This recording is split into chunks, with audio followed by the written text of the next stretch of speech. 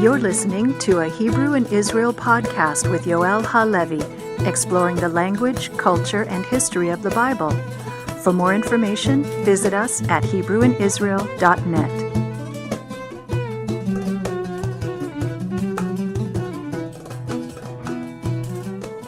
Shalom everyone, you're here again for HebrewInIsrael.net, and welcome to a special recording, which is basically a subject that I've been wanting to work on for a very, very long time, and it is connected to a subject that I brought out the last couple of days as well in regards to Chag HaMatzot and so on, and Chag HaPesach. And a little bit of background of what this recording is. So a very long time ago, I did a program called Light of the Prophets together with Truth to You Radio. And we went through the book of Joshua, Judges, and half of Samuel, and we kind of stopped there. And I've been wanting to continue this show for a very, very long time and never got around to doing it because I've been very, very busy and I've done recordings with other people. And things are finally start clearing up. And I've been wanting to continue the work basically from 2 Samuel onwards. After thinking a lot about this, I kind of noticed that maybe I need to redo some of the programs. And what I decided to do now is maybe even begin from the beginning of the book of Samuel and carry on from there, basically restarting the storyline. And the reason for this is that the book of Samuel is strongly connected to the book of Kings, and it's all the saga of the royalship and everything. And, doing Joshua and Judges kind of fulfilled the need of what really goes on there. But I see that Samuel needs to be really looked at from a lot of different perspectives because of things that developed.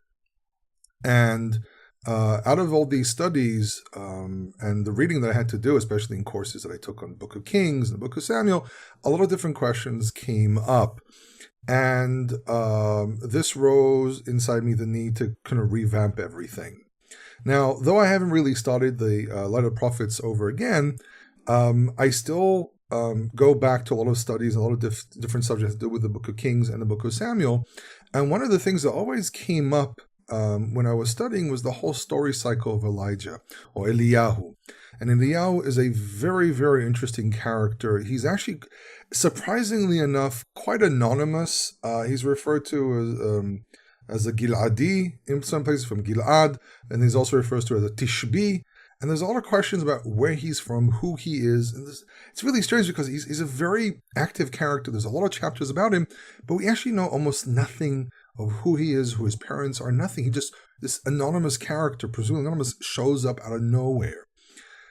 And I, as a kid, was very fascinated with his character, especially because I grew up, and for many years, in the region of the Northern Kingdom. I actually grew up in the land of Zvulun, or Zebulun, and in the shadow of Mount Carmel, which was one of the most amazing stories in the cycles of Eliyahu. So, growing up, looking at Mount Carmel, seeing it every day from my home, always made everything very real for me.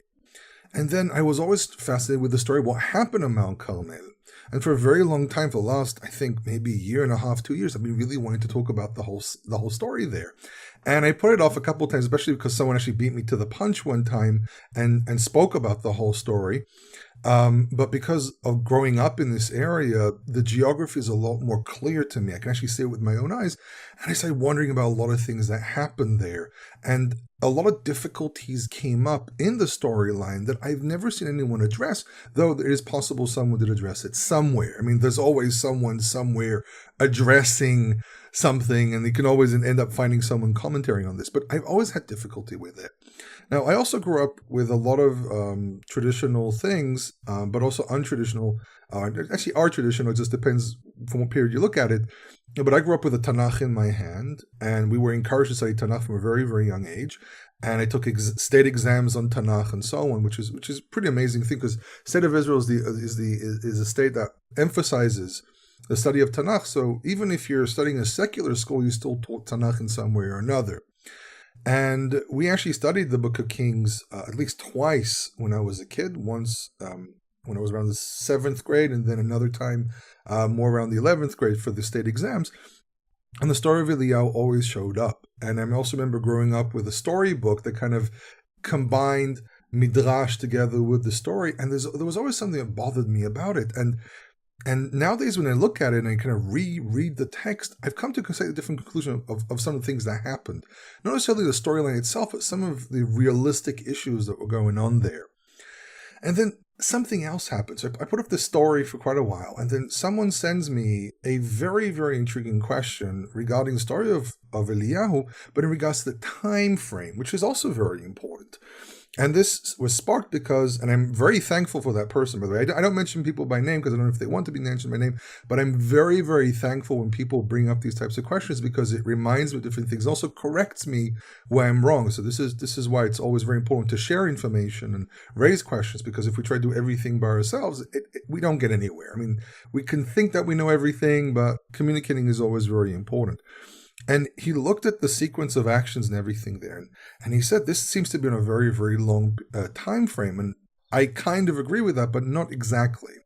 And the reason he raised this is because I put up an article about Ben HaArbaim and actually revamped an old article about Ben HaArbaim towards Chag YHWH Pesach and for the Passover, of the time frame of when do you actually do the Passover. Now, you can go read the article. I'm going to leave a link here. I say we because I actually have a team these days. Shout out to my team. But what we're going to do is we're going to leave a link to the article because the article basically argues that the time frame of Ben HaArbaim, which is in the land of Israel, anything between 15 to 25 minutes. It's a very, very short time frame. Outside the land of Israel, north or south of Israel, it will be much longer. For example, when I was visiting the United States, it was up to 40 minutes, and is a quite a natural thing there to be much longer. Here it's much shorter, but the argument is that you only start the Passover. It Ben HaArbaim actually is a night affair. You actually travel into the 15th day from sunset, actually from darkness. Another debate over when the day actually begins, sunset, darkness, another subject by itself.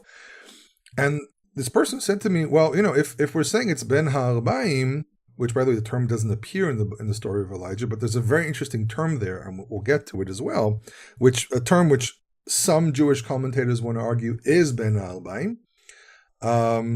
It's too short, and therefore it must be a much longer time frame, which means it's from it's a much longer time frame, as, for example, was practiced by Pharisaic Jews and people who followed them in the Second Temple, and is as understood today in modern day Judaism, that Ben HaArbaim, the time of the Passover, is much longer and can start even after 6.5 hours of the what's known as the adjustable hours in Judaism, which is basically take the time from sunrise or around sunrise, just before sunrise, all the way to sunset, and he divided up into 12 parts, which means an hour can be anything between 40 minutes, and I think it's up to an hour and 8 or 12 minutes, something like that. And he said, though, this shows that the interpretation that Ben HaArbaim is a much longer time. Now, as I said, the term Ben HaArbaim doesn't appear there, but this sparked in my mind going back to this subject because I've been wanting to talk about this for a very, very long time. So after giving this almost 8-minute introduction about what this whole thing is, I actually want to address this story because it actually is a fascinating story, and there's a lot of elements here of story composition which are very, very important. And very commonly, when people discuss with me Tanakh, it actually becomes a little tricky because we need to understand a lot of the ways things are written. You can't just read words and say, oh, now I understand the story. As a person who's trained in reading stories and have been doing this for a very long time, you see that writers send messages, not just through the overall story, but actually messages through picking at very specific words. And there are many examples of this that can be used, but picking at specific words, describing things in a certain tempo, and so on. And there's an artistry like you would not believe behind how things are actually told. Now, the storyline, for those who are not too sure where we are, this is actually 1 Kings chapter 18. However, we're not going to talk about the entire chapter because it's actually 46 verses long. I would actually say it's 45, but really the story, it's one long story. It's the battle between Eliyahu and Achav. Achav, by the way, belongs to the house of Omri. Historically speaking, the name Beit Omri, House of Omri, is actually a term used to indicate the northern kingdom, besides using the term Israel or Shomron. it's a term that's used to indicate the northern kingdom because the house of Omri was probably one of the most powerful and most prominent. I can't say really a ruling house because they only ruled for about 4 generations, but they were a very prominent family in the overall Levant Fertile Crescent. And a very interesting case is, for example, the place of King Achav and his army in the what's known as the Aramean coalition against Assyria. And he actually appears there, and his numbers are huge. Now, a lot of scholars say there's an exaggeration. This is known as the Stela of Kuruch, by the way, for those who want to know what it's called. And there's a list there, something like 12 kings. I think it's 12 kings. And it really appears that the Achav of Shomron, I can't remember if it's Achav of Shomron or Israel, he's mentioned that he has a massive army, which even if it's an exaggeration, still shows how much power he had and how important he was in the region. And this is why, Eliyahu, as a prophet of God, as a single person, stands in front of probably one of the more powerful kings in the region, is a pretty astonishing story as well. Now, you probably can find the whole thing of the Stela of Kuruch on Wikipedia. I read the entry there. It's pretty good, so you can actually trust it. You have to be careful sometimes with Wikipedia. So basically, Eliyahu is challenging Achav, who's presented as a very, very wicked king, though it's very important to point out that he was a massive builder. He was actually a very loyal king to his people, and that opens up an entire subject about why things are presented in certain ways. But you have to remember that he fought for his people to his dying breath. He actually kept on. If you think about it, he stands on the chariot and doesn't let go until he completely collapses, which shows that as long as it's a rule, as long as the king stands, he can win your war. And if the king collapses, the morale drops. And he knows this, and he's willing to suffer the pain of standing on the chariot until he completely collapses, just to make sure that his people still have morale. So there's a lot to say about King Achav, but it's very important to also realize that Tanakh is here to present things from a theological point of view, not a political point of view, and therefore the theology will present him as a wicked king, though on the social political stance, he did do things which are also problematic as well, but in overall, he does have a lot of pluses in his character, which have to be maybe discussed when we do the big program for a lot of the prophets in the Book of Kings. In any case, chapter 18, 3rd year of the drought. There's no rain. However, it's important to point out that the text does not tell us when in the year we are. And this is important because we don't know how long the day is. If we're towards end of the summer, then the day is longer. The end of winter, the day is longer. If we are in summer, the day is even longer. If we're in the middle of winter, the day is shorter. Time frames change based on when we are. And the problem is, it doesn't tell us. It only says that on the 3rd year, and the 3rd year is the 3rd year of the drought, God says, and this is verse 1, God says to Eliyahu, go say to Achav, I will give rain on the face of the earth. So we have some background story here about Ovadiyahu, who saves a whole bunch of a large number, hundreds of prophets from Jezebel, and it gives us an indication of what was going on. We need to understand that there is always a difference between what the people were doing and what the king was doing. You have to remember who the king was, who he was married to. He was married to Jezebel. She was the daughter of the king of Sidon. Her mother was probably a priestess, or maybe even her father. It was very common for kings to be temple servants as well. Very, very common. I've read many inscriptions that indicate this.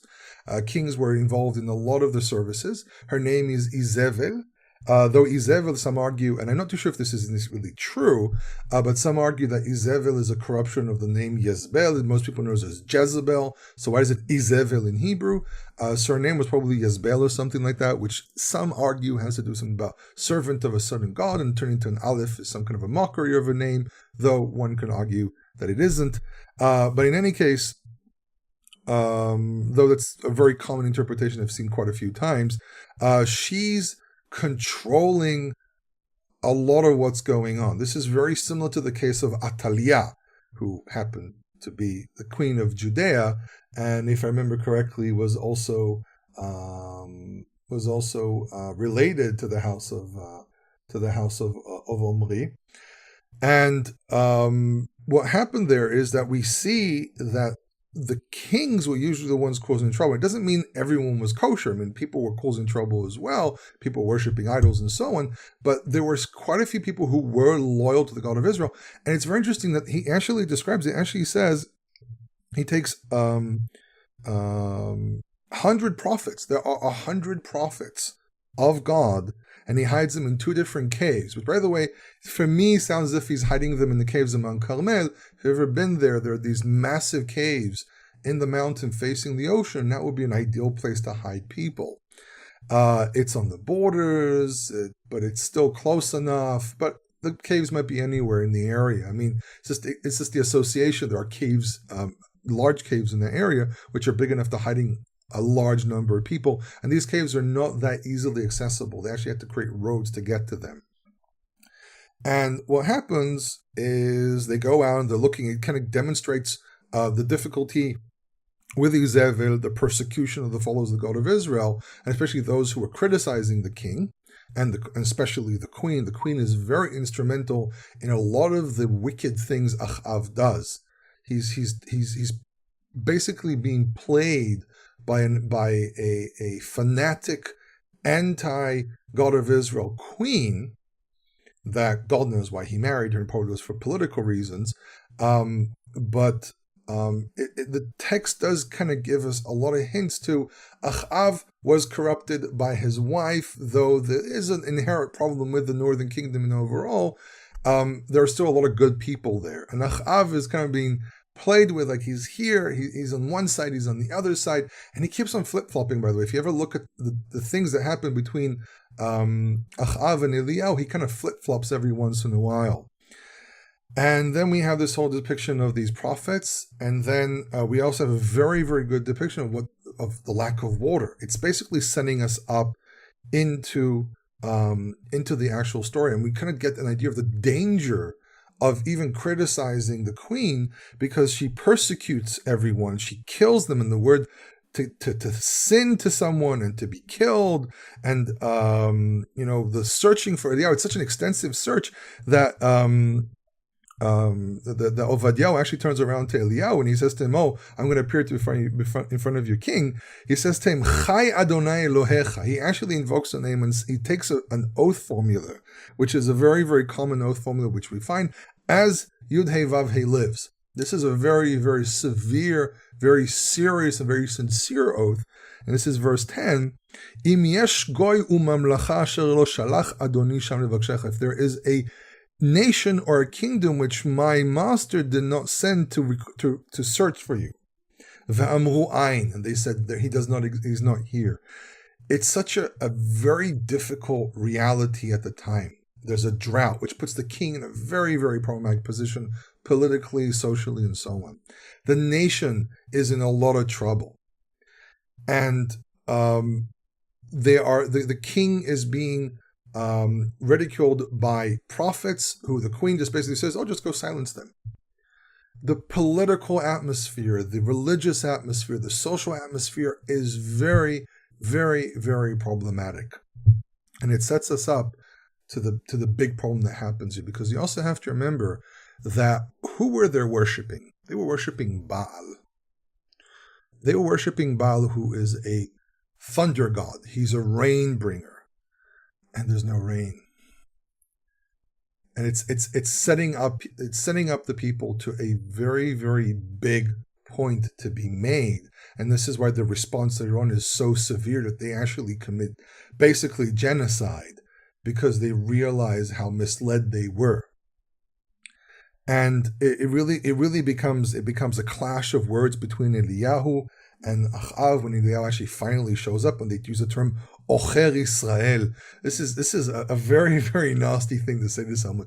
Destroyer of Israel. A reminder of Achan, who in the book of Joshua causes the death of a lot of people, dozens of people, because he stole from God. He stole from the cherem. He stole a lick of gold and some clothing and everything. And the terminology here is used deliberately. The word association is always deliberate, which is Ocher Israel, which by the way, a term which was used to this very day in modern Hebrew. And he refers to him as Ocher Israel. And Achav says to him, I am Ocher Israel. You are. You're bringing death to everyone, to kind of show the very ridiculous way Achav is looking at things. It's your fault we don't have rain. And well, what do you mean it's my fault? You're the one sinning. I warned you in the name of God that there's not going to be rain. God is going to shut down the rain because of your behavior, and you're blaming me. And it's possible that Achav actually knew he was wrong. He's just on the defense all the time, because he knows he's being manipulated by his wife. And there are many things that can be argued here. But one thing I don't think can be argued is you can't blame the service to Baal. This is the one thing. People continued worshipping Baal. And though Eliyahu says later on, you're jumping on the two sides of the rock, Shnei HaSeripim, you're jumping on both sides of the rock, trying to be in both places simultaneously. It's very clear that people continue worshipping Baal, though it was very obvious it was wrong. So the response of Achav seems to be like, this is not my fault, almost like a child in a tantrum, I would say. No, I didn't, it wasn't me, it's not my fault, he did it, and so on. Things that I have to deal with on a daily basis with my kids. The response is almost ridiculous, to kind of show how completely ridiculous the entire situation is. And but also to maintain a very serious manner as well, through presenting the fact that Eliyahu and Achav are still arguing over something pretty serious here. And Achav deep down inside knows that Eliyahu is right. He knows this, and this is why the response is so ridiculous. However, what happens later is when we continue reading this, Eliyahu says in verse 18, you and the house of your father, you abandoned the commandments of the Lord, and you went after the Baalim. He says to him, this is your fault. He actually singly points out that this is your fault and your father's fault and your household fault. Eliyahu is not being duped by what's going on with the people. He understands it's really the king. And he says to him, it's your fault. It's you and your family. And this is why I called you an Ocher Israel. You need to understand that you carry the responsibility as the king. Now, why did I say this? It was a very, very common thing in the ancient world that kings were the representative of the deity on earth. And kings were considered to be, if you're talking about, for example, the Sumerians, kings were descendants of the gods. A lot of Aegean kings were seen as descendants of gods or demigods and so on. And though the Israelite theology said that God doesn't really have any children, he does have representatives. He has representatives which are his messiahs. He has representatives which he refers to as his son. He says, for example, there are psalms which were known as enthronement psalms. You can read Muvenkel's work. There's a book you can find on Amazon. It's a very large book written by Muvenkel about. Muvenkel is written in German, or actually, I think it's actually Swedish or something like that. It's written with a W, and I'll put the name in. I'll put the name in of this book and maybe even a link to it in the description so you can go look for it. And Muvenkel talks about enthronement ceremonies and enthronement psalms, such as, for example, Psalm 110, where it's really an adoption. God refers to the king as his son, and therefore he as the king has the right to represent God on earth, which means that it is the responsibility of the king to maintain the cultic rituals of the kingdom and of the national god. And we need to understand that this is prior to these descriptions, and especially the description here is prior to the idea which appears later on in Isaiah, where he talks about the God, the universal God. And that's the whole subject of how to understand the book of Isaiah and different parts of the book of Isaiah. But in the book of Kings, we don't hear about this principle of a universal God. We only hear the principle of a national God. And why does he point to him? Because it's the king's responsibility to maintain that service to the God of Israel. And he was the one who went out and said, we're going to erect temples to Baalim. He actually went to the Baalim, and we use the Baalim in plural because there were many, many representations of Baal. There were many of them. There were many variants of Baal. And sometimes Baal was presented in each city as the Baal of this and Baal of that. So it was a very universal god. It's actually a very interesting thing that a lot of cultures had very similar gods to Baal, such as Zeus is another variant of Baal. It's a thunder god. It's a rain bringer. You had in Hatti, the Hittites, their main god was a thunder god, was a storm god, and so on. You go more to the east, it's more sun gods and things like that. But in the area of the Mediterranean, there's always this interesting representation of a thunder god. And it's not by chance, because cultures share a lot of things. People travel from one place to the other and brought whatever ideas they had. And especially the Hittites, they kind of borrowed everything from everyone. I mean, I think the current list of gods in amongst the Hittites is over 700. So they kind of borrowed from everywhere. And but it's very interesting that their main god was a rain god, or a storm god, which connects to the whole idea of rain and blessing and fertility and so on. It's not by chance. But in any case, he blames him because it was the responsibility of the king. And you can see this in many inscriptions. There's going to be, and I'm going to already announce this here, there's going to be a special series about inscriptions from the ancient Near East. And I'm going to talk about this stuff a lot more in detail. How they're written, read them out, explain them, and so on. So that's to come. I'm not too sure exactly when, but it's going to happen. I already recorded the first episode. I just need to find the time to actually sit down, and because it requires a lot of research. So this is an opportunity to remind people that I do this stuff for free. But if you are interested in helping out, you can actually go to the old website, which is the Wix website, and go there and you can donate and help for getting books and finding articles and so on. Even regardless if nothing comes in, I'm still going to do this work because I feel a sense of want to share. So it's going to anyhow happen. But in any case, so we have that element. And what happens is that he actually says to him, Shalach kevotzei, this is verse 19, Shalach kevotzei et kol Yisrael et halakom, and go and gather all of Israel. Now, again, all of Israel. I don't think all of Israel showed up. To El Harakarmel, to Mount Carmel. So here's two very important things. First one is all of Israel. I don't think they had the time to gather all of Israel. I don't think everyone got up and just left their home for this. But the possibility is that when he says all of Israel, really what he means here is try to gather as many people as possible. This needs to be the most public thing possible. It's also possible that what we're looking at here is that they sent this out and they wanted representatives from all the different tribes. It's not everyone. Even the most minimal assumptions of how many people actually live in the Northern Kingdom at this point, we're still looking at hundreds of thousands of people. This is an improbability. Now, the thing that we actually have as well is that we need to understand even if a fraction of the people who showed up, it will still be thousands of people. Even if there are representatives from a village, from a town, and so on, we're talking about thousands of towns and not cities. I have to be very careful with the term cities because the number of cities is only in the several dozen. But for example, just as an example, not too far away from Mount Carmel is Megiddo. This is a pretty large city. Anyone who's ever visited Megiddo, there were probably thousands and thousands of people living in Megiddo and the vicinity of Megiddo.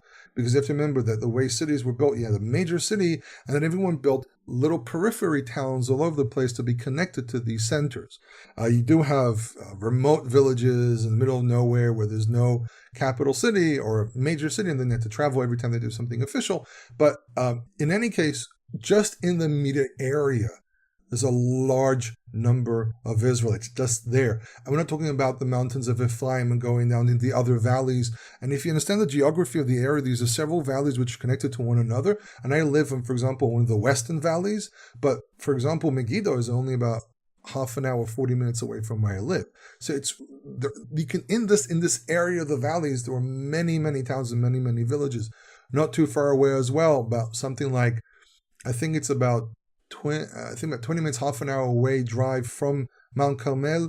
Megiddo is like 10 minutes. I think it's another half an hour away is Israel, another massive, important city in the area. And there are many, many towns. So just from the immediate area, you can gather thousands of people. But what he's telling him is send out, and we don't have any time reference here between when he sends out the messengers to when they actually gather. It could have been a day, it could have been a week, but they're trying to gather as many people as possible. And what happens here? They gather thousands of people. So there's another two technical issues here. I'm adding a third one basically. The first one is he says to him, El Har Carmel. Now many of us have this depiction in our head because of the movies, because of cartoons, because of imagery, because of misreading of the text. For me, for many years, from a book that I read on a regular basis as a child, and I would read it to my younger brothers as well, they always depict everything on Mount Carmel. And if you go to Mount Carmel today, the Christian tradition in which built I think it's called the Mukhraka, I think it's up on Mount Carmel. You can actually go see my video on YouTube about the area of Mount Carmel, and specifically Yokneam, and Yokneam is very, very important for this as well. So I'm going to link that video as well on the recording on the page. And it says El Har Carmel. It's not Al Har Carmel. It's not Behar Carmel. None of the prepositions that you use to indicate that they were literally on the mountain are actually used. It's El Har Carmel. It keeps on saying El Har Carmel. So the first debunking here is that it wasn't actually on the mountain itself. Now, someone, a very good friend of mine, pointed out, well, doesn't it say that they used to build the altars on the high places? My answer to that one is that it seems to be that the association of building on high places is always when it comes to idol worshiping. You know, every time we hear about the bamot, the high places, or under every tree and so on, it's always an association to the idols. We don't hear about an association to the God of Israel. The very few examples of actual altars that we find in the region are never on the highest point. So there are three important altars that exist from this period. We have Tel Dan, which granted, it's in a city, it's in a higher location, but it's not the highest location in the city. Anyone who actually goes there, anyone who actually goes in the area knows that it's pretty high up, and you do have to climb up to get to it. But also have to remember that it's not the highest point in the area. However, we also have to remember that Tel Dan, the worship there is presumably the God of Israel, but there was some other stuff going on there as well. So it's relatively high up, but it's not the highest that there is in the area. If you've never been to Tel Dan, it's a very, very interesting place to be. And when you kind of reach the area where the altar is, and I actually have a video of this, of the Tel Dan thing, the Tel Dan cultic site. And again, I'm going to link a video there. You can go watch that there as well. It's a very, very interesting site. And though the altar never survived, we kind of get an idea of how they did this. But in any case, the third point is, if they're gathering thousands and thousands of people, there isn't enough flat surface on Mount Carmel to have so many people up there. For example, if you go to Mount Eval, the area where the altar of Mount Eval was found, and if you've never heard of the altar of Mount Eval, Google it. It is an astonishing finding, and a lot of scholars are trying to find a way to disprove that it's an altar, but it is. It's very clear it is. The structure makes a lot of sense. I've seen it with my own eyes. I've seen how it's built and everything. It's clearly an altar. When you go to Mount Eval and you look at the area, there's this massive plateau that thousands of people can stand in. It's huge. And that's why, there's some mountains you can't. Mount Carmel is a very slopey mountain. There are some areas where there's flat and you kind of can do something there and so on. But the numbers that they're trying to describe here is massive. It's even if we take a very minimal assumption of how many people showed up, it still will be in the thousands. And I have great doubt that on Mount Carmel, based on the original topography, not the changes that were done to build the city and so on, city of Haifa, it's a very, very slopey mountain. And actually, as a person who's been to Haifa numerous times and has actually done a lot of field trips on Mount Carmel, there are very, very small, flat surfaces on the mountain. And they could maybe contain several hundred people, but it's a very, very slopey mountain, very peaky.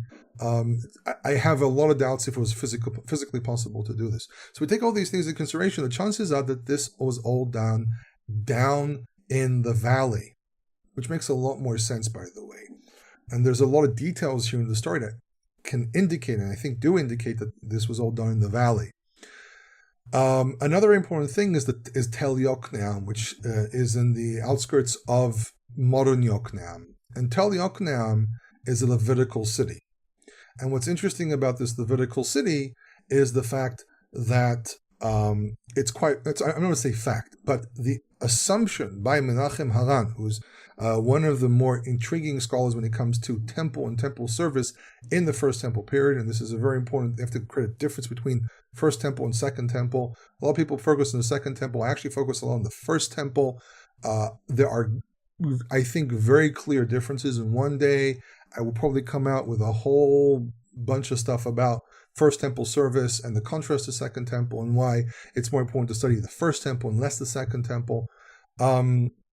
The thing that basically is very interesting is that Menachem Haran wants to argue in one of his works on the period and the different social structures and religious structures at the time, that Levitical cities actually functioned as religious centers. And I find it very intriguing. When you go to Tel Yokneam, it's almost literally at the foot of Mount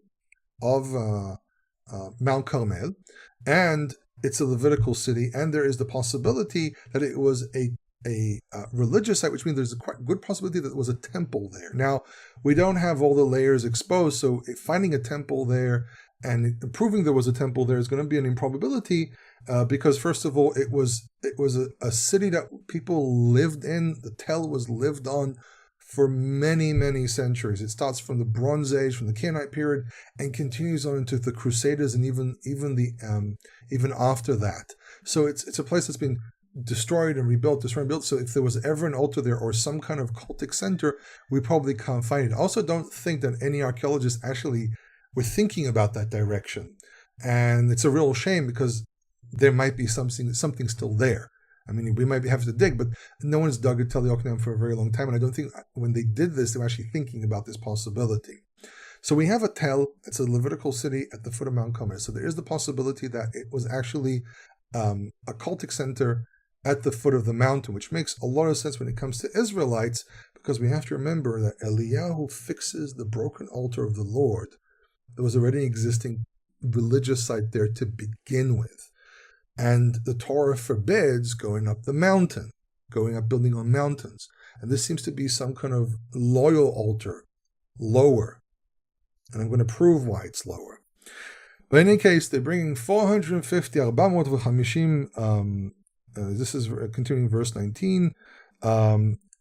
It says, Ve'ata shalach kevotza et kol Yisrael, go gather all the people of Israel, el halkamot Mount Carmel, vet nevi'ei HaBaal, and the prophets of Baal, 450, 450, unve'ei Asherah 400, ochle shulchan Jezebel, and the prophets of Asherah, 400, so there's 850 prophets here, 850 people who are in active service of the Asherah and the Baal. Okay, so Baal is the Phoenician god. Asherah is more of a Canaanite goddess, though there's always people connected to one another. Asherah, a lot of people are talking about Asherah, Ishtar, Easter, which I think is a very, very logical argument. Actually, if I'm not mistaken, when I'm recording this, we are in Easter or one Palm Sunday, something like that. I'm not too sure exactly. Don't really follow these things, but in any case, there seems to be a connection. Cultures shared things all the time, and but they're all referred to as ochle shulchan Jezebel. They all eat at the table of Jezebel. This is always a reference to someone who is in the direct service of someone.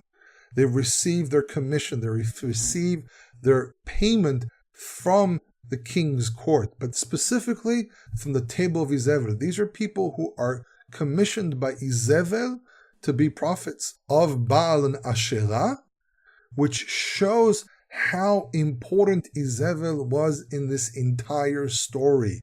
She is more critical for the corruption of the faith of Israel than the king. And he knows, and they all know this. It wasn't a hidden piece of information.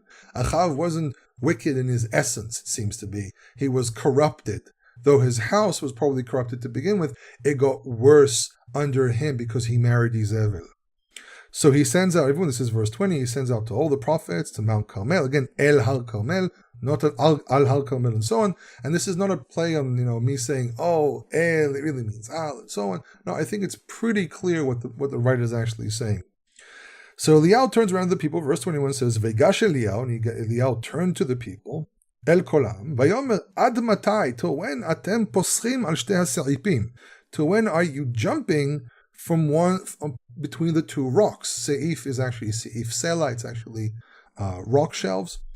Im Adonai ha'Elohim lechu acharav, if the Lord is God, go after him, follow him. V'im Baal lechu acharav, and if Baal, go after him. It's interesting that he omits the word Elohim from Baal.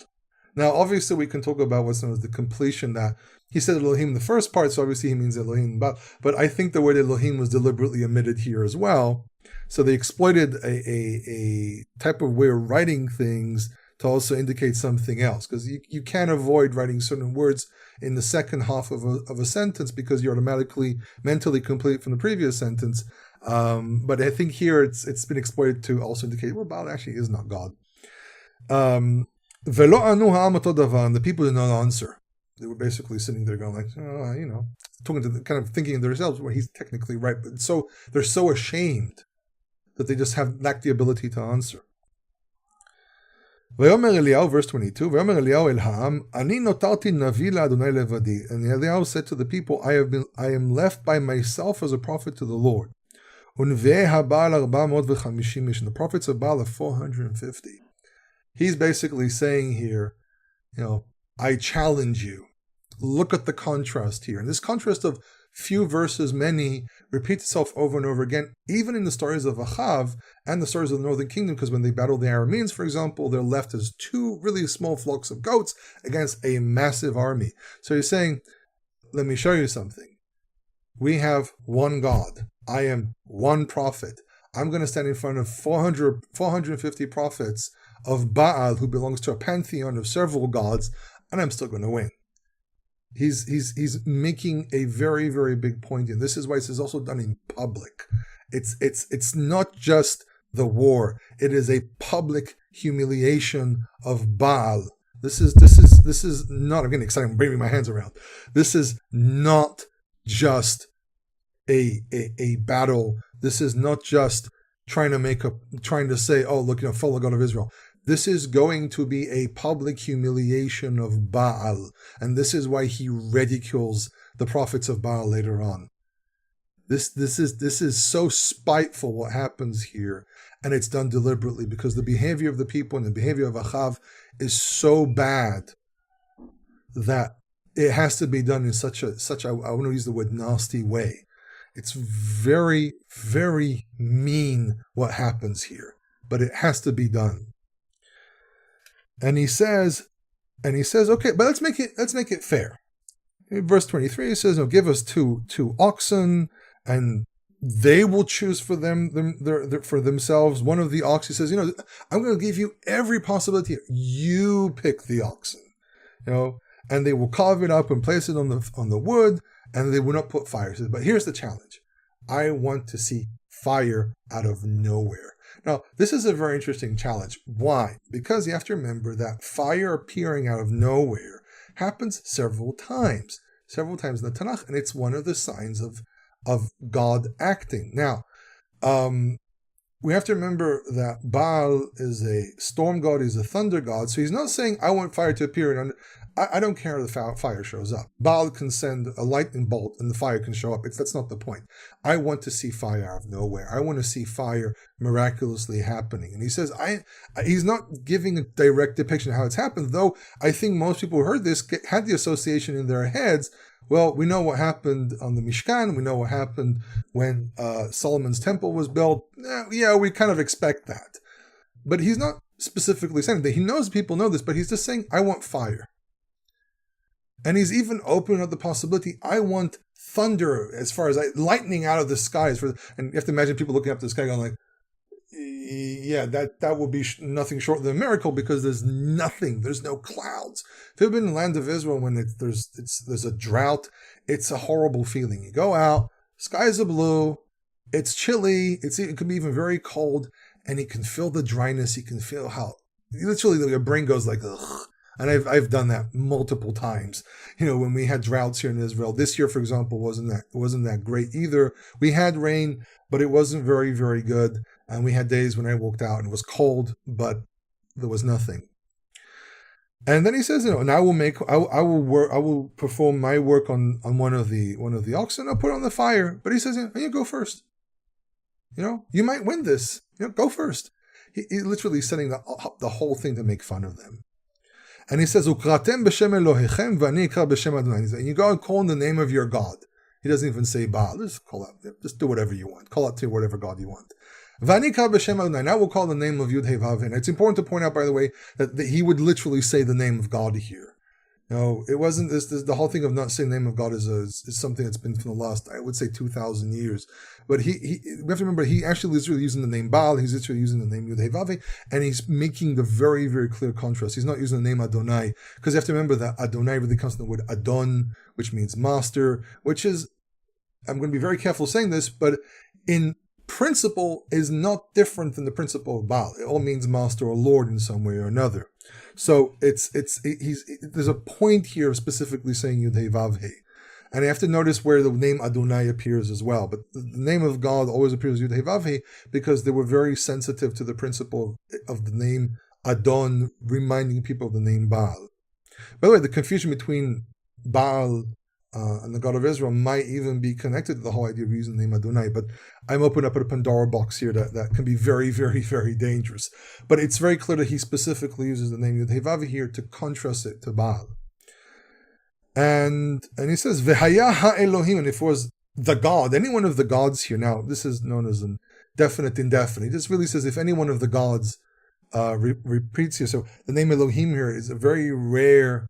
Actually, no, I'm not going to say that. Actually, I think it's might be incorrect to say that. But V'haya ha-Elohim, the one which I want to say, something a different way I said a moment ago. And it was that the one who is the God, I think that actually would be the correct way of reading it. Asher yaneh ba'esh, which will respond in fire. Hu ha-Elohim, he is the God. Vayan kol ha'am, and the people responded, Vayomru, tov hadavar. This seems to be very fair. This is good. So he turns around and says, he says, verse 25, go choose your ox, and go first.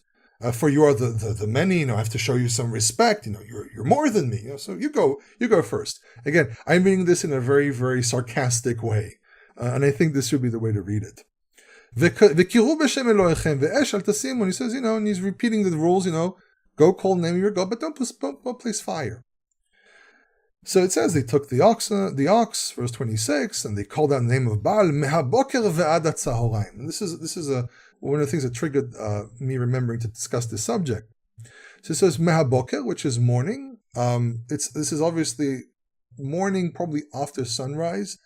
I don't think people left their homes at dark to come to Mount Carmel, so they camped up in the area, or the sun was already out and people just traveled and arrived there somewhere in the morning. Because the word boker is used to indicate early morning. Boker probably means really early, which probably means around the area of sunrise. And boker here probably means somewhere in early morning, 7 o'clock in the morning, 7:30. I mean, here in Israel, life starts even at 6, but whatever.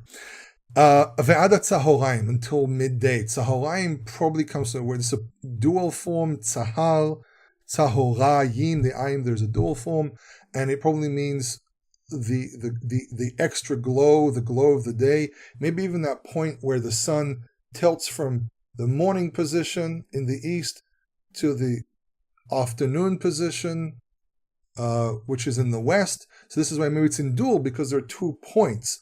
You have just before midday and just after midday, Vadat Tzahoraim, so it's the point in between those 2 tilting points of morning and then the beginning of very, very early afternoon. And this is, by the way, pivotal for the whole principle of Ben Ha'arbayim, which is the pivotal point between light and darkness. So they're doing this for quite a few hours.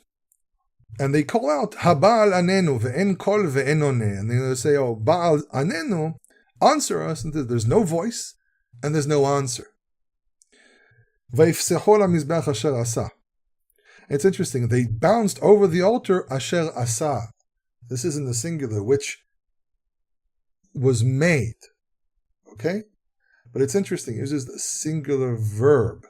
Now, there's an interesting situation here with how singular and plural verbs are used. So, it's probably Asher Asu, which they built, okay, but it's attributing as if they did it as one person. And again, this is my argument. However, you can argue something else because asa is an impersonal verb, so someone built it. And I think that the whole principle here is that someone made it. It's used in a singular form, though there's many of them there. So I don't think one person built this, but it's possible there was one priest who was an altar builder. I mean, they had.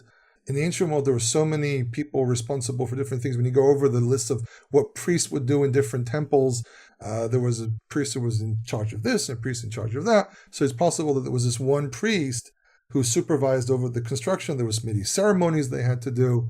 They had to do this very, very quickly, maybe, or there might have been an existing altar there to begin with. But whatever the case may be, it's interesting that it's attributed in a singular form. And this is important because later on we hear something about Eliyahu. Vayiva tzahoraim, and it was at the tzahoraim. It was at midday. Vayahatel ba'em Eliyahu, and Eliyahu, joked at them. Lehatel is to kid with someone and joke at them. This is why I say let's read this in a sarcastic manner. Vayomer kir'u v'kol gadol, call out in a great voice. Ki Elohimu, for he is a God. No, Ki siach, he says, well, he's a God, so obviously he has a conversation with someone. Vesiglo, and there might be some secret. Sig can be sig v'siach. Are terms we use as a term to indicate someone who has a conversation with someone. V'chiderech, maybe he's on the way. Ulay yashenhu v'ikatz, maybe he's asleep and he has to wake up. He is really making fun. He's a god, isn't he? So he must be sleeping. Because people used to contrast their gods into their world. Gods had to be woken up in the morning. You see the awakening ceremonies, for example, in Egypt, and you had to feed them and clothe them and everything. So, but he's a god, isn't he? He's basically saying, well, God is really not like that. And I think and he's doing this because he knows the crowd is listening to this, and the crowd's going like, that's a good point. The God of Israel is not like that. And they called out in a greater voice, Veit Godedu, and they cut themselves, Kemishpatam, as their law, as their rule, Bacharavot u'Ramachim, with swords and spears, until blood poured on the ground. And you have to imagine the Israelites this is a show. This is one gigantic showdown. And the Israelites are watching this and they're saying this is the next most extreme thing you can do is kill someone, which they won't. But pouring blood is almost symbolic of killing. And that doesn't work. I mean, think about that. One of the cases that we have of someone sacrificing another human being is the battle against Moab, when King of Israel, King of Judah, and King of Edom go battle the Moabites, and to prevent the war, he crucifies his own son on the wall, and suddenly the battle stops. The story kind of don't hear anymore what's happening there. This was how close they were. They were close to dying. They were pouring, blood was on the floor. I mean, even people who watch, MMA fights, you can see sometimes someone gets hit and there's blood everywhere, but it's kind of smeared all over the place. This is an open terrain. There's blood on the ground. You can actually visibly see blood on the ground, unless they had some kind of stone or clay surface that maybe condensed limestone or something. They can literally see blood on the ground. This is symbolic of death, and this is how extreme what they're doing, and there's no response.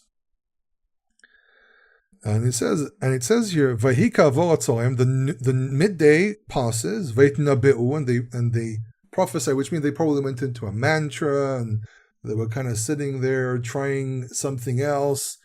Ad la alota mincha, until the time of the mincha. Now, alota mincha, the rise of the mincha.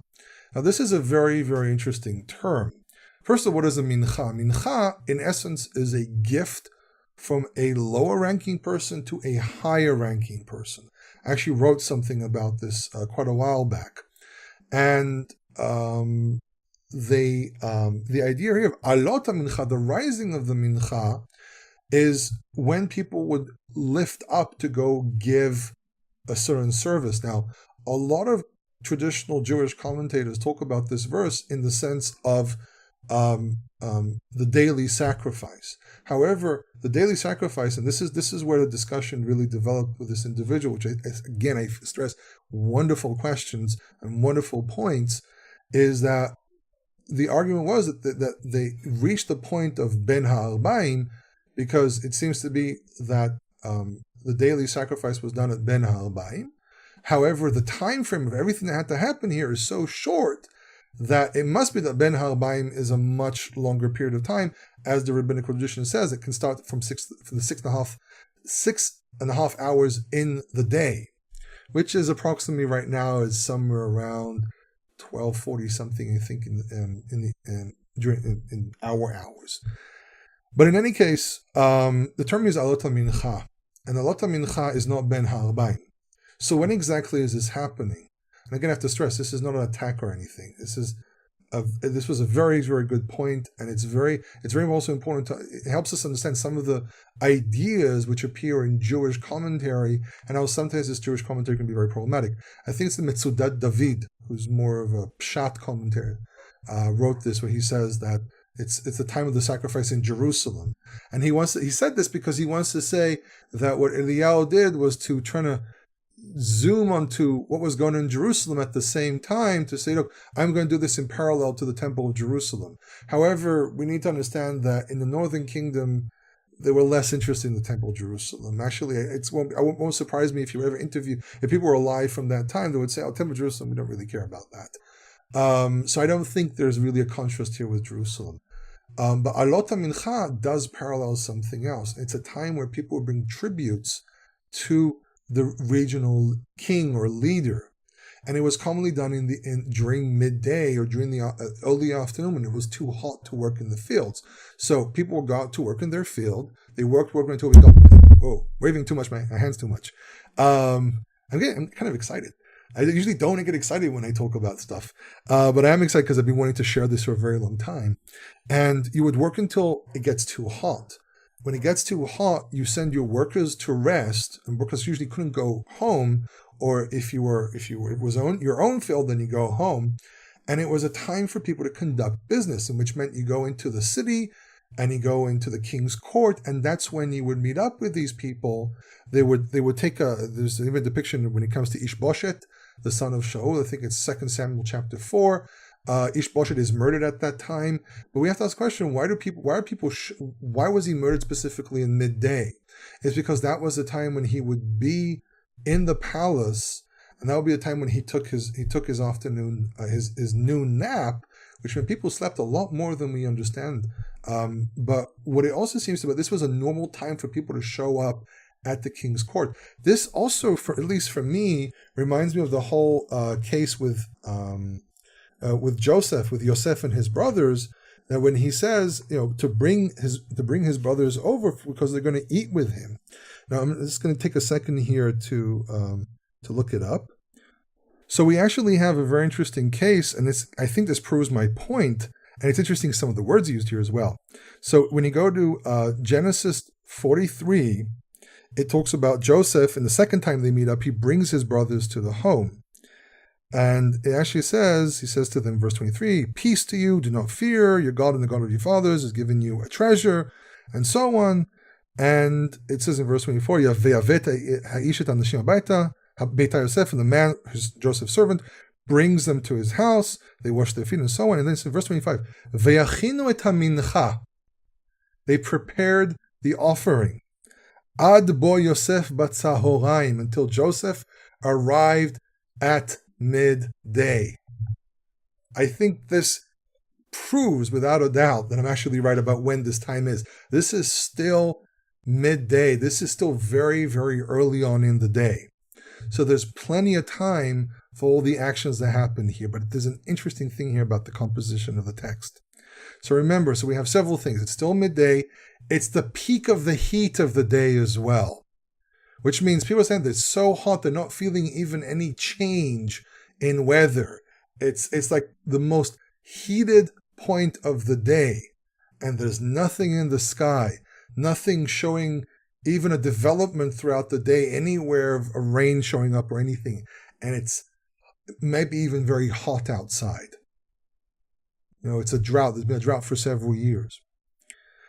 So they prophesy until Alot HaMincha. So Alot HaMincha is the usual time when people would show up at the palaces or at the regional municipality or something to present their arguments, their court cases, their gifts, their taxes, whatever it might be. That was the normal time to show up. And I think that especially the case of Genesis is really, really proves this. And the use of the word mincha and so on. Though the word mincha is a cultic word as well, it's used in, for example, Leviticus. There it specifically refers to grain offerings. A sacrifice is a korban, is a zevach, is a tamid, whatever it might be. It's not referred to as mincha. Mincha in the cultic setting is always a grain offering. It says ve'en kol ve'en oneh ve'en keshem. There's no voice, there's no one responding, and there's no one listening. Basically, the final is there's really no one listening because there's no one there. And then we have this very, very speeded up description. Eliyahu says to all the people, draw near to me. Okay, you've done with these guys, you now come to my side of the story. But I don't think it's my side of the place. I don't think it's only limited to that, like, okay, now turn around to me. I think he's also telling the people, okay, now come over and help me. Come over and do things with me together. And all the people turned to him. I think this is a very important statement. And he fixed, the word lerapot is to heal. He healed, he reconstructed, he probably meant that he didn't rebuild, he picked up the rocks. He probably needed help there as well. They were looking for all the rocks that might have fallen off from this altar. They literally rebuilt the altar from its original rocks. And I think this is very symbolic of the idea of returning to the original faith. Nothing new. They built a new altar. They built their own thing there. He's symbolically reconstructing the original altar as a symbol of the reconstruction of the original faith. So it's a destroyed altar. So there's clearly an existing altar there now. Some people can argue it's a metaphor. I think this is literal. He took 12 rocks, as the number of the tribes of Israel. And to saying, as the Lord said, in saying Israel will be your name. He's taking 12 rocks to symbolize the 12 tribes of Israel. This is very, very symbolic. Now, this stands in contrast to what I said a moment ago, because it takes 12 rocks and he builds. It says Veivnet ha'avanim mizbeach b'shem Adonai. He built the altar. He built the rocks as an altar in the name of the Lord. Now, this is an interesting thing. One side it says he healed the broken altar of the Lord, and then it says he took 12 stones. Is this a contradiction, or is it that he rebuilt the altar, which was anyhow built from 12 stones, and the way the text is describing it to us is that it was built from 12 stones? Or it's possible that the stones were so damaged that he used some of them to rebuild, but then he brought 12 stones to use as well, to really use it, because maybe some of the stones were too smashed and everything. There are two possibilities here. One is that he used existing stones, and there were 12 of them, or that when he said he healed the altar, is he took an original site, but he had to bring new stones anyhow. Two possibilities. I don't know if they necessarily really contradict one another. But in any case, as it's interesting, he says this tribes of sons of Jacob, and then he says Israel. So there's a message here also for the tribes as well in the northern kingdom. You are part of a larger group of people. Maybe this is what caused people to kind of start reflecting onto Jerusalem, that he's hinting you're also part of the entire 12 tribes and there's a temple in Jerusalem. Kind of iffy, but it's an idea. I don't like dismissing people that easily. So it's an interesting idea, the argument about going to Jerusalem, thinking about Jerusalem. So it says, this interesting thing, it says, Vayas Te'ala, I'm going to make it even more difficult on myself. He builds a trench, Kebet Sa'atayim Zera. He builds a very large trench, and the exact size here of Bet Sa'atayim is really the amount of space you can put the amount of Sa'atayim seed, which is a pretty large, pretty large space. Basically, I would say probably several feet wide. Basically, it has to be the amount of space that you can throw in the amount of seed of Sa'atayim, which I actually, unfortunately, don't have the exact amount of how it is, but it's pretty big. Saviv lamizbeach, he built around the altar. And it says, Vayaroch et ha'etzim, and he set the wood on the altar. Vayetach et hapar v'yasem al ha'etzim, and he cut up the cow or the ox, and he put it on the wood, but on the firewood. Now it's interesting. You have verse 31, 32, always described as if he's doing everything by himself, and then suddenly it says in verse 33, Vayomer milu arba chadim mayim. It says, "Oh, go fill 4 jars of water." Now, a kad here can be a pitas, which is a very, very large container. But what this also indicates is that they weren't too far away from water. They were too far away from the ocean. And I can't imagine people running up and down the ocean, from the ocean up and down, up and down. So they weren't too far away from a water source. What is a water source mentioned here? Nachal Kishon. Now, I live in the area. I know exactly where Nachal Kishon is. It is not too far away. But to go and get water from the Kishon means that they were probably in the area of the valley. And they weren't too far away from the water source. So there's several geographical points here.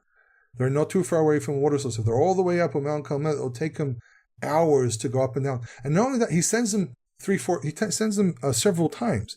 It says, fill the water, pour it on the sacrifice, on the olah and the wood.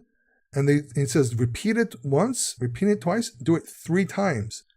Why is he driving them nuts going to go up and down the mountain? I don't think that makes any sense. So they're obviously not too far away from a water source.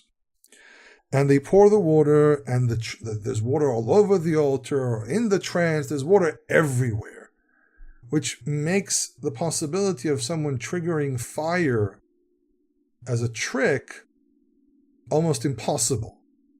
He makes it hard on himself. Says, "You scream. There's so many of you. I'm going to make it just almost virtually impossible for me to do this."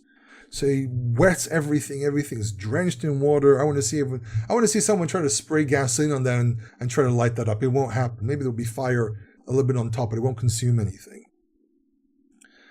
And it says, "Vahi ba'alot mincha." And it was when the mincha was raised, at this time of the mincha. So there's an interesting. It says earlier that ad la'alot mincha, which probably means this was in verse 29, close to the time of the alot mincha. And then he did this when alot mincha was happening, which means this was a peak time in the day where most people were probably free. Okay, which means it's quite possible more people joined. Just as a side note. So he turns around, he starts his prayer, and he says, "Vayomer Adonai Elohei Avraham, Yitzchak v'Yisrael, hayom yivada ki ata Elohim b'Yisrael v'ani avdecha." It says, Lord, the Lord God of Abraham, Isaac, and Israel. It's interesting to use the term Yisrael and not Yaakov. Why exactly? It's probably to kind of include all the people surrounding him in the prayer. Today will be known that you are the God you are the God in Israel, and I am your servant. In your word, according to your word, I did all these deeds. Now, this is a very important thing because you have to remember that Elijah is basically standing by himself in front of an entire nation. People are jumping between the two possibilities of the God of Israel versus Baal, but he's technically the only person standing there saying, "I'm following the God of Israel." So this is a very serious matter for him, because if he fails, he's dead. They'll kill him. But he's also trying to make another point. He's trying to make the point that this is not from me. I'm not a witch. I'm not a magician. I didn't cause the rain to vanish because I put a curse or something. This is from you. And they need to know you're the God. But you have to remember the ordeals here. Fire, which is symbolic of the presence of God of Israel. Fire on the top of the altar was considered to be a symbol of the presence of God. Then rain shows up, a complete contrast to fire. Okay? So there's a lot of things here about proving that the God of Israel is the one sending him. And he says, Aneni Adonai Aneni vedu ha'am hazeh ki ata Adonai ha'Elohim. Aneni means from the root ana, which is but the root used earlier for answering. So answer me, Lord, answer me. Ve'yid'u ha'am hazeh. These people will know, for you are Yud He Vav He ha'Elohim. You are the Lord, the God. You are Lord, the God. He's emphasizing. This is an emphasis to indicate, using God's proper name and then put a definite article on the word Elohim is a great emphasis on this. And you, and this is probably a very perplexing subject. You turn their hearts away, And people ask, what do you mean turns their hearts away? What? So he manipulated that they won't be able to return to God? So he took away free will? There's always been a very perplexing verse. I do not have an answer for this one. It's a well-known, difficult verse. And then we have the dramatic point where fire, Vatipol Esh Adonai, the fire of God appeared. Now, here's the thing. A lot of the movies show fire falling out of the sky and so on. But actually, it's very interesting that Vatipol also can mean to just come into existence. It's interesting that this is Chaim Ravin points this out in his grammar book of biblical Hebrew. Says that the verb haya is in Arabic is parallel to the principle of nafal, and really what it means is that something came to be. So it's not fire fell from the sky; fire just appeared. Okay, it's very classic. People think fall. Oh, it fell in the heavens, but it's actually just means to appear. And it consumed everything. The fire was so immense; it consumed the sacrifice and the wood and the stones, and the earth and the water. Everything was completely consumed. This could not be some human being playing a trick causing fire to show up. The fire is presented as an all-consuming fire. And Moses says, for the Lord is a consuming fire. Ki esh ochelahu, he is a consuming fire. This is an unnatural fire, and it's emphasized like that.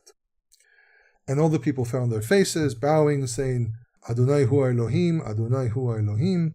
And then it says, Vayomer Eliyahu Elohim tifsu et neviah Baal. So the time of response, this is a contrast here as well. He does all these things, builds up, and the time of response seems to be very, very short. He finishes prayer, boom, the fire shows up. He had to say a very, very minimal short prayer, and the fire shows up. Again, a contrast to what happened with the servants of Baal. So I want to argue, first of all, that the time frame here, from the point he started building the altar to the time it was responded to, was probably very, very short. This is still in the middle of the day. This is still going in the middle of the day. And look how fast everything happens. There's 2 verses for his prayer. It's a very, very important prayer because he says several very important points in the prayer itself. But it's very speeded up. The whole thing here of how much work the servants of Baal do and so on is extended over a lot of verses to ridicule them, but it's also over in a very, very long time. Then the story of Eliyahu, it's very condensed. It's a few verses. The prayer probably gets more attention than anything else. And then boom, they're done. And people just bow down, and he immediately shouts out. This picture in your head. Eliyahu immediately, when that happens and people realize the fact, he knows what's about to happen. The prophets of Baal are going to start running. This happens probably in a matter of seconds. And he probably yells out and he says to him, Tifsu et neviah Baal ish ali malet mehem. Go grab a hold of the prophets of Baal. No one of them shall escape. You can just imagine this in a dramatic scene in a movie. The fire, slow motion. Fire shows up. The people bow down. Elijah lifting his head, looking at the prophets of Baal, probably with a very, very nasty look in his eyes. And he screams out, go get them. They deceived you. They brought this destruction on you. Go get them.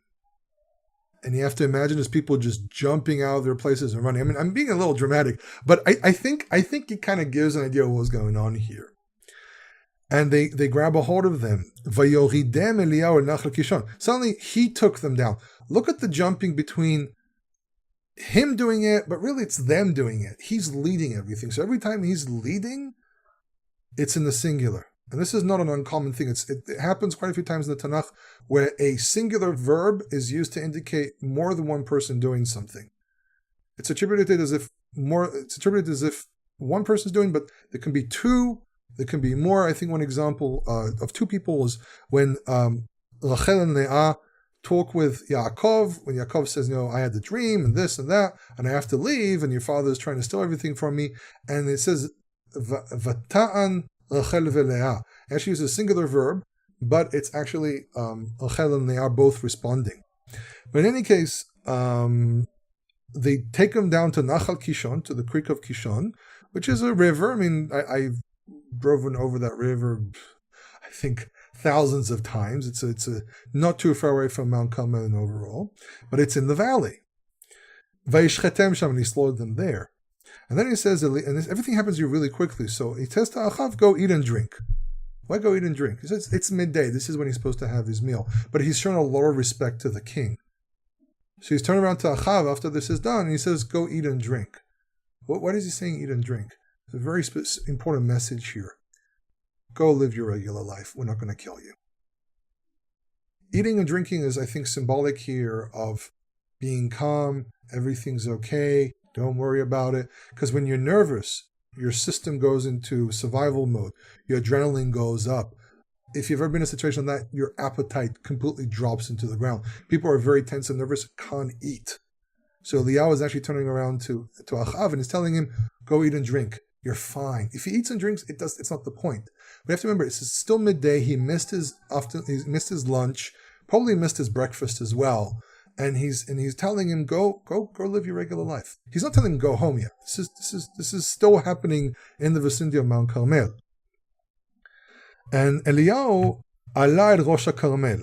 Eliyahu only now goes up to Mount Carmel. Only now he goes up to Mount Carmel, and he goes down to the earth, and he puts his face between his knees. And he says to him, and he says to his servant, Alena habed derech hayam, go and see the way of the sea. Now this is not necessarily looking directly at the ocean. This can also be looking at a very specific road that opens up the valley to see the ocean. Now, granted, you can go up to Mount Carmel, and one of the arguments I tried to make when discussing the subject was they were looking at the opening of the road. However, I forgot this verse that says that they went up to Mount Carmel. However, Habed Derech Hayam is actually a very, very famous road that you can actually see to this very day, and actually is in use to this very day. Now, assuming that this is still going on the top of Mount Carmel, he looks at this path, he looks along. Now, there are some technical difficulties with some of the stuff that goes on here, because he goes to Rosh HaCarmel, to the head of Mount Carmel, but then to see the road of the sea, you have to actually kind of go to a very, very specific location and look. This actually might be a reason why the church that's built in Mount Carmel is actually built on the southern slope of the mountain, because that's where the road is. However, still, we are still thinking that the majority of the story was happening at the valley. Only now does he go up to Mount Carmel. So this again proves my point that they weren't at the top of Mount Carmel or anywhere near there. They were actually down in the valley, and only then they went up. This specific indicator actually shows that they were probably more on the southern side, because probably what they had to do is he had to peer on the enclave between the mountain, which was the road to the ocean. So this slightly alters my original understanding, but still proves the geographic location. So he looks 7 times, and suddenly he sees a small cloud. And only then does he actually turn around to Achav and say, okay, now go to Israel, start running home. And it says verse 45, V'hashamayim hitkadru, the skies darkened. Now, obviously, darkened means that they came dark with clouds. I've had cases, and everyone has seen pretty serious rain clouds. It goes black, it goes very, very dark in the middle of the day, and there's great wind and great rain, and Achav rides his chariot and goes to Israel, which is, as I said, if you're riding a chariot, even in haste, it will take you at least half an hour to get there. And then Eliyahu, in verse 46, V'yad Adonai hatay Eliyahu, and the hand of the Lord was upon Eliyahu. And this reminds me of Samson. The hand of the Lord was, or the spirit of the Lord was on Samson, so he becomes very strong. Same thing here. V'shanes motnav, he kind of pulled his skirt and he started, using his hip. V'yarotz lifnei Achav ad bo'chai, he runs before Achav. He's basically running here in record speed. Completely ridiculous record speed. But running in front of someone's chariot was actually a symbol of showing respect. So this is an interesting thing here, that though Achav is a sinner and he's an Ocher Israel, he's still the king of Israel, and it shows that he actually wasn't really completely in fault here of the story. But what's interesting, we don't hear about Achav admitting that the God of Israel is the God. Actually, later on, Jezebel tries to find Eliyahu and kill him, and Achav does absolutely nothing. It's Achav's character is his character seems to be very, very, very confused. He's very confused about who he is religiously. And there's a lot of modern social commentaries I can make about this.